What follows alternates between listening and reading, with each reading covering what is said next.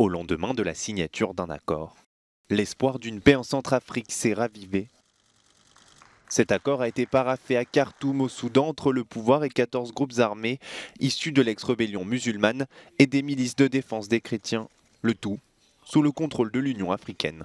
La plus éclatante reconnaissance que nous saurons exprimer à ceux qui ne cessent de nous appuyer, chers compatriotes, c'est de rentrer ensemble à Bangui pour la signature solennelle de l'accord et nous engager à le mettre en œuvre sans délai. La mise en œuvre de l'accord est justement la principale incertitude. Depuis l'éclatement du conflit en Centrafrique, 7 accords de paix ont été signés sans que jamais la stabilité ne revienne.